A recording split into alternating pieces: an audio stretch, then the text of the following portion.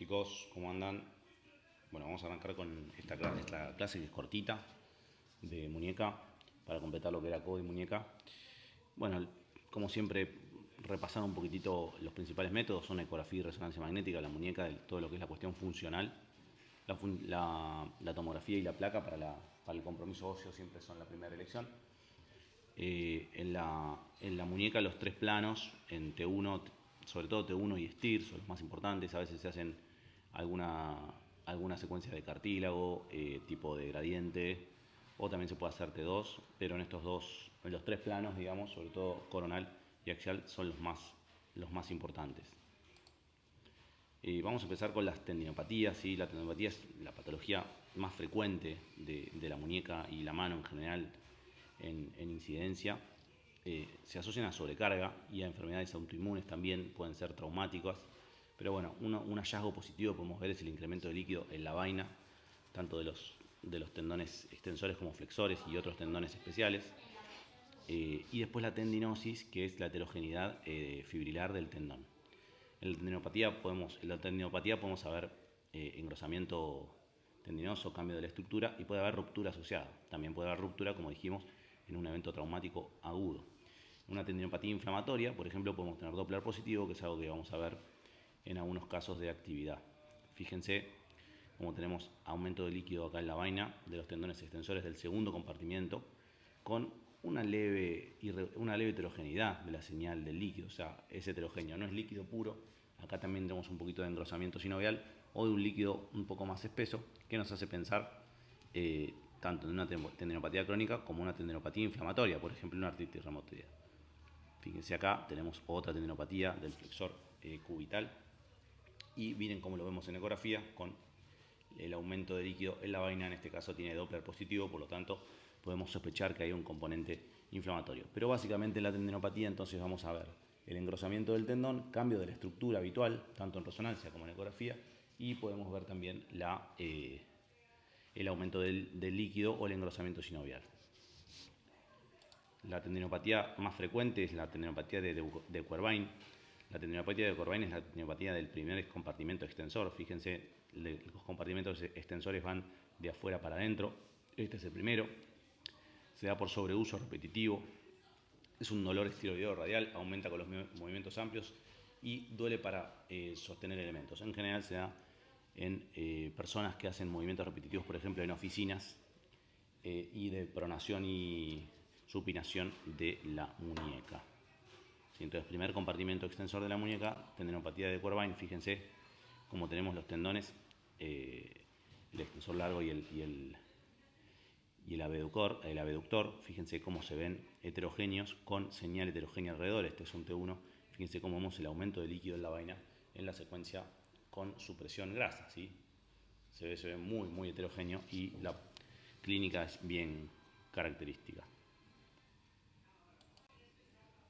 Otro síndrome similar que se da en general en deportistas que hacen supinación y extensión forzada, como por ejemplo el remo, es el síndrome de la intersección. Fíjense que lo vemos un poquitito más aproximal, cuando todavía no tenemos la muñeca, sino que tenemos tanto el radio como el cúbito en el tercio distal del antebrazo, donde vamos a ver la intersección del primer y segundo compartimento extensor que se cruzan en esa zona, y ese entrecruzamiento, al ser sobreforzado en este tipo de movimientos, se da la tendinopatía. Entonces, en estos casos que sospechamos la tendinopatía por intersección, tenemos que hacer unos cortes un poco más proximales para ver el lugar donde se cruzan el primer y el compartimento extensor, fíjense, y vamos a ver la patología inflamatoria en ese nivel. Es una patología muy linda que es bien característica porque no es en la muñeca, sino que es un poco más proximal. Bien, y después tenemos la patología tendinosa cubital. La patología tendinosa cubital se puede dar por patología del cubital posterior, ¿sí? Y en general se ve también asociada a otras patologías, por ejemplo, la lesión del fibrocartílago triangular, otras patologías más independientes como es la impactación cubital y la inestabilidad del carpo. Todo lo que es la patología del borde cubital, ¿sí? Va a tener una sintomatología característica de dolor en el borde cubital, sensación de inestabilidad, dificultad de la extensión del carpo, y los hallazgos, sobre todo en las tres primeras patologías, son bastante característicos. Una de las cosas que tenemos que tener en cuenta es la varianza cubital, que es la relación entre la epífisis del cúbito y la epífisis del radio. Tanto en placa como en tomografía e incluso en resonancia lo podemos determinar. Fíjense, esta es una positiva, ¿sí? Plus, que el cúbito está por encima del radio, la neutra y la más conocida, o la más frecuente, que es la minus. A veces la minus está, digamos, exagerada y está muy por debajo, ¿sí? En este caso, este tipo de patología genera lo que se llama el síndrome de impactación, donde impacta tanto el cúbito con el semilunar como el apófisis estiloides con el piramidal. La patología minus se ve más asociada, aunque sea difícil de asociar y de entender, al componente avascular del semilunar. Vamos a tener la inestabilidad cubital posterior como la primera patología. El tendón cubital posterior pasa por el canal retroestiloideo, es un tendón extensor del carpo. Fíjense que el tendón, debería verlo negro, acá lo veo levemente heterogéneo con un poquitito de líquido alrededor. Como dijimos, está asociado a las patologías del dolor del borde cubital. Puede haber laxitud o ruptura del retináculo, que es estas fibritas que lo recubren y que lo retienen al tendón cubital. Se pueden ver por maniobras dinámicas, prono y supino, donde se nota el resalto del tendón que entra y sale del canal retroestiloideo. Es diagnóstico diferencial de lesión del fibro cartílago triangular, pero puede verse en los síndromes de ruptura del fibro cartílago triangular, entonces se puede ver totalmente asociado. Y se debe hacer ecografía con maniobra dinámica para terminar de establecer el diagnóstico. Fíjense, este caso es muy exagerado, como tenemos el tendón todo deshilachado con múltiples lesiones longitudinales, la vaina engrosada y aumento de líquido en la vaina. Fíjense cómo lo vemos. Esta es una ruptura longitudinal, una tendinosis severa crónica por inestabilidad del tendón cubital posterior. Bien, la artro de... A ver si... Ahí. La artrología de muñeca es uno de los elementos que tenemos para establecer este tipo de patologías. Y miren la cantidad de patologías que podemos establecer. La lesión del fibro cartílago triangular, la impactación cúbito-carpiana, la inestabilidad, cambios posquirúrgicos, inestabilidad trapecio-metacarpiana y mejor análisis de la patología ligamentaria.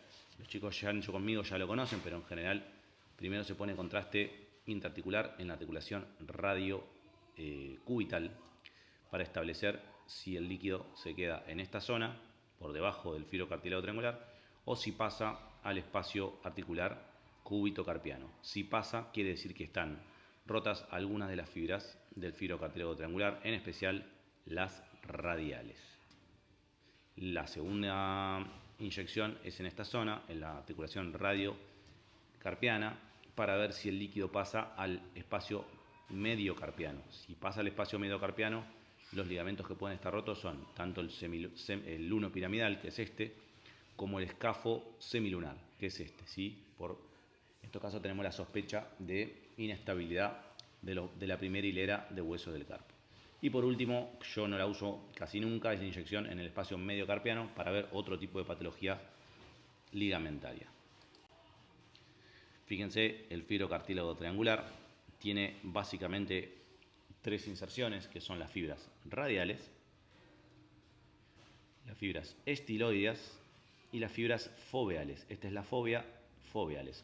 Cualquiera de estas tres fibras puede estar rota, y entonces pasar contraste en esta zona, en la primera etapa de la artorresonancia, va a hacer que nosotros veamos que llegue el contraste o hasta acá si están rotas las foveales, o hasta acá si están rotas las dos, o hasta acá si están rotas las radiales. Es una cuestión física muy simple y nos va a permitir ver con mayor detalle cuál es el comportamiento dinámico del líquido cuando lo inyectamos en el espacio articular radiocubital distal. Los grados de lesión de fibro cartílago triangular son clasificables. La clasificación es la clasificación de Palmer, es una de las clasificaciones, digamos, globales más utilizada y que más aceptada por todos los estamentos de la medicina. La clase 1, que son las traumáticas, la 1A es la ruptura horizontal, ¿sí? La avulsión cubital es la 1B, la avulsión distal de las fibras radiales, de las fibras cubitales es la 1C, y la 1D, la avulsión radial. Las más frecuentes son las avulsiones radiales. Fíjense en este caso tenemos me parece, lo dije al revés en el anterior, me parece, discúlpenme.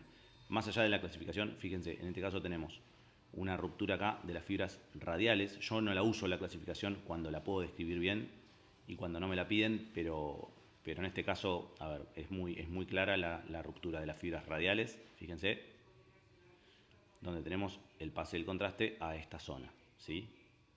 En este caso, fíjense, uno ve la ruptura de las fibras estiloideas y en el 1D la abulsión directa de las fibras radiales. No, creo que lo dije bien, pero igual, no importa. Lo importante es verlo bien en la ortoresonancia. Fíjense cómo lo vemos acá. En este caso las fibras radiales se las ve heterogéneas pero continuas y tengo acá una disrupción sobre todo de las fibras estiloides. Así que lo más importante es que conozcamos la anatomía y al llenar la articulación de líquido vamos a ver de dónde a dónde pasa el líquido. Si quieren, tengo un montón de casos, les puedo mostrar y es realmente muy lindo y muy interesante. Y una vez que uno lo aprende es muy simple. Fíjense, por ejemplo, en este caso tenemos una lesión foveal del fibrocartílago triangular y una ruptura, una fractura con abulsión crónica de la apófisis estiloides, ¿sí? La fractura de la apófisis estiloides está muy relacionada a la ruptura crónica del fibrocartílago triangular. Fíjense, como no tengo las fibras foveales, están todas heterogéneas. Esta es una variante anatómica que es la megaestiloides, que también predispone a la impactación de la apófisis estiloides con el hueso piramidal. Y en este caso tengo una lesión parcial de las fibras radiales. Fíjense cómo la vemos ahí, bien, fibras bien profundas, ¿sí? Muchas veces con la clínica ya tenemos la pauta de que algún tipo de lesión tenemos y tenemos que buscarla con mucho cuidado. Bien, entonces como hablamos un poquitito, los síntomas de impactación cúbito-carpiana, puede ser el cubital, puede ser estilo piramidal, como les dije, puede ser ganchoso, semilunar o combinada. Estas dos son menos frecuentes. Pero fíjense, acá tenemos una varianza levemente plus, donde esto choca con esto básicamente, y tenemos estas pequeñas erosiones con edema óseo y en general un adelgazamiento de las fibras radiales, porque esto choca con esto y aprieta las fibras radiales del fibrocartílago triangular y eso genera la impactación. Y en este caso tenemos la apófisis estiloides apretando e impactando sobre el hueso piramidal, mucho más gráfico este tipo de patología para ver. Y bueno, ya vamos terminando. La inestabilidad carpiana es la incapacidad de transmitir cargas sin cambios bruscos en el estrés condral, o sea que por la ruptura de los ligamentos los huesos son inestables entre sí, se mueven ante el estrés, por lo tanto estructuras óseas chocan con una dinámica que no deberían chocar. Pueden ser disociativas o no disociativas de acuerdo a qué tipo de alteración generen de la anatomía de las hileras del carpo y son en general adaptativas, o sea, el cuerpo, la muñeca hace lo que puede para sostener cierta estabilidad. Los dos lugares, como le dije, más frecuentes son la escafo lunar y la luno piramidal. Las dos tienen ramas dorsales, palmares e interóseas. Fíjense en este caso, un caso que ya Maitena les mostró, creo, hace poquito les mandó un casito sobre esto en el grupo del curso, donde tenemos un aumento del espacio escafolunar y el ligamento, acá lo vemos medio deshilachado, pero acá derechamente lo vemos el espacio aumentado y el ligamento levemente deshilachado. Hay una posibilidad de que se separen muchísimo estos dos huesos, y el hueso grande descienda, ¿sí? Que es el signo que les quería mostrar Maitena. La estaneidad luno-piramidal, que es directamente no esta, sino esta, ¿sí? Son lesiones del ligamento escafolunar y del ligamento luno-piramidal, son menos frecuentes y se pueden ver en desviación radial donde generamos un estrés para que se separen tanto el piramidal como el semilunar y vemos acá la pequeña disrupción. Estas son mucho menos frecuentes y en general necesitamos la ortorresonancia para categorizarlas. Y para ir cerrando, los síndromes óseos son frecuentes, el síndrome de Kienbock y la pseudoartrosis escafoidea.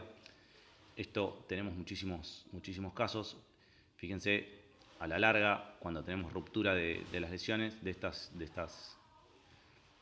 este ligamento, el piramidal empieza a ser inestable y empieza a adelgazarse, a aplanarse y a mostrar signos de edema óseo y posteriormente signos de esclerosis. sea que siempre veamos cambios de señal, edema, algún cambio en el hueso semilunar no traumático, tenemos que pensar que puede estar sufriendo un proceso avascular. Y por otro lado, el escafoides, fíjense acá tenemos la mitad del escafoides blanca y la mitad negra y apelmazada, y en este caso con mucho edema. Bien, ¿qué pasa? El escafoides es un hueso que tiene diferentes variables anatómicas de irrigación vasculares.